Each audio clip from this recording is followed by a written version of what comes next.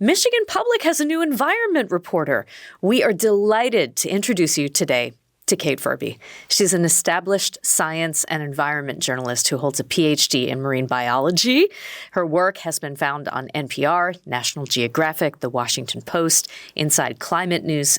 We could not be more happy to drag another chair over to the Michigan Public table.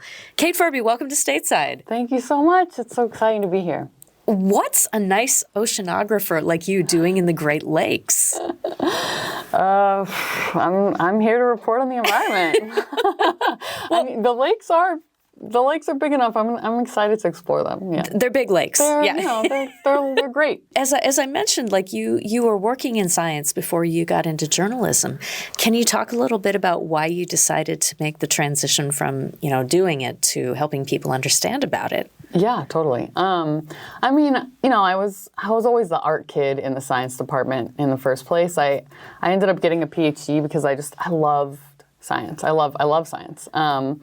But I was like the one that was making videos about our work, and I was a coral reef biologist, and we were getting to go to some incredible places where only scientists can go, seeing corals that were bigger than me, that felt like dinosaurs. And I got really excited about sharing that with people more than doing the actual science. So that's kind of like why I ended up getting into journalism. I mean, there aren't that many news outlets that, still keep up science and environment desks. Can I ask, was there anything that was particularly helpful as you were making that transition? Yeah, definitely. After I finished grad school, I was lucky enough to get a fellowship. It's called, I'm going to plug it because it's great. It still exists. It's the AAAS Mass Media Fellowship. And it actually... That's a mouthful. Yeah.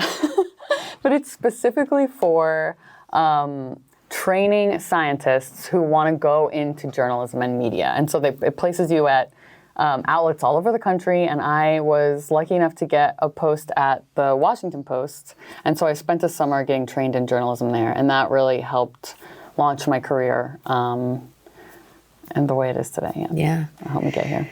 You have had periods in life when you were working for one institution or another, but can you maybe look back over the breadth of it and talk a little bit about some of the most challenging stories that you reported, either in terms of just explaining something or the work it took to get to them? There was one story in particular where, so a lot of times the way freelance works is I have an idea and I pitch it to an editor and they say yes, and then I make the story. But there was one time where I didn't do that. It was a couple years ago when there was a big coral bleaching event in Florida. And I had a friend who was like really upset about it. And she's on social media, like people are not covering this story correctly. And it felt like one of those situations where people are like, is there a doctor in the room, And I'm like, yeah. I'm not that kind of doctor. But in this case, it really felt like they were like, is there a coral doctor in the room? And I was like, actually, I think maybe I could be helpful. So without having an editor or an outlet, I just, on my own dime, got to Florida, met up with my friend. She was like, if you can get here by Tuesday, I'll save you a spot on the boat. And I went out and got to report on the coral bleaching as it was happening. Reached out to contacts, quickly, putting the story together, interviewing scientists, still not knowing if anything was even going to happen with the story. And then, was lucky enough, I think maybe a week after I got back, NPR was like, yeah, we wanna cover the coral bleaching down there. And then I already had the tape and stuff to put it together. But yeah, it was definitely a scary way to start a story for sure. I'm just going to stop Kate here for a minute and tell you listening that I don't know if you know this, but that is very rare. Generally speaking, journalists are told, don't work for free. Don't go find something and then figure out where to sell the story. So yeah, that sure. was an unusual situation. Do not recommend. Kate, I think a lot of people assume that maybe the stories of, coral reefs or what's happening in the Amazon or in ecosystems that are very different than the Midwestern, part of North America, that these are essentially unrelated things. And I wonder if that's your experience of them. I think sometimes it's tough for us to remember that we're part of the natural world. We are animals. We live in an ecosystem. all of these things are connected on the planet, and they're not as siloed and separate as it feels like day to day. And so that is something that I think about.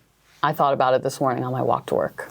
What do you think about Michigan places as you've seen them so far as a muse? Is anything coming up for you Oh my gosh. as you're starting to get your head around who's here, what grows here, and what's important to say about them? I'm having the best time. I am honestly listen, I'm a warm weather girly, but I'm loving this. The snow, why can't anyone tell me the weather forecast? What's happening with this polar vortex? Why is it so cold? Why is it snowing so much? Why is it so cold, Kate? I'm looking forward to your answer to that I just interviewed a scientist this morning where I was like, why is it so cold? I think in terms of Michigan, I'm really coming at this with a beginner's mind. And it's thrilling to be in a totally new place with a science background, but really just getting to know Michigan for the first time. I'm excited about all kinds of things, how cold it is, why the squirrels are so fat. I'm excited to explore the Upper Peninsula. There's so much amazing environment in Michigan, and such interesting stories with humans and the environment too. I'm really, really excited. You're stepping into the role that Lester Graham filled here for a long time. Veteran environmental journalist, ace photographer, cocktail enthusiast, and all-around cool dude. Can people expect that a big part of Lester's work, the Environment Report podcast, is going to continue?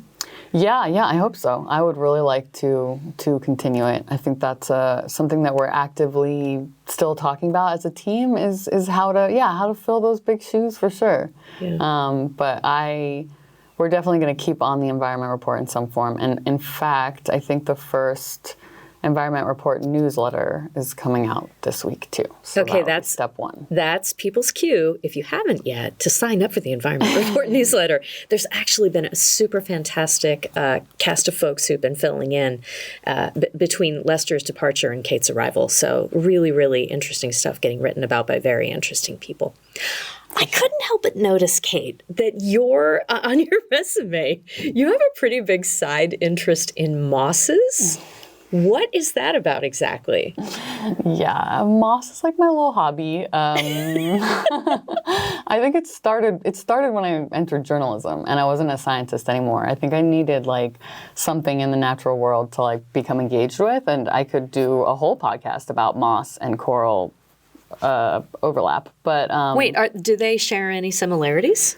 Just the way they form, they're kind of flat or encrusting or spiky. They have moss reproduce in a way that's very, I think, more corally than planty. This is very unscientific description, but they are very odd plants, moss. Yeah. I guess now that I'm thinking about it, if you see a big growth of moss, that's all the same entity, right? In the same way that a coral reef, when you see the whole reef, that's all one animal. Yes, this is true. Okay. We are living in community. We are clonal.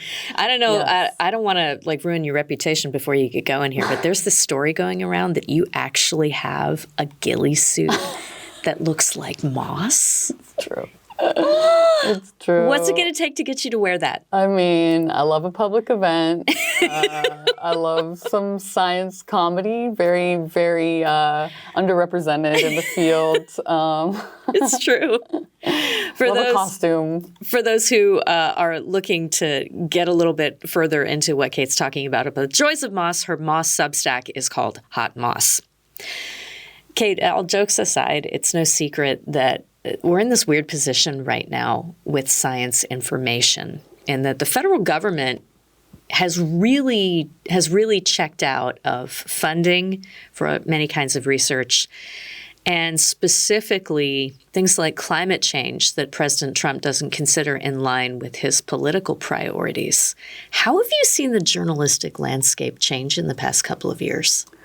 Yeah, I mean, that's been tough on a few levels. For the first time, I have science students coming to me wanting to get into journalism because they're worried that they won't be able to make it in science because there's not enough funding, which is a complete reversal of, I mean, we don't usually come to journalists because we think that there's job security there. So that's been really interesting. I also have found that the way that I'm reaching out to sources is different. The way that, I want to be respectful of everyone. I don't want to put anyone in jeopardy. So I'm talking to sources differently. I'm going through the communications office more. It's a hard time, which is, I think journalists and scientists are on the same page. We're both looking for truth, right?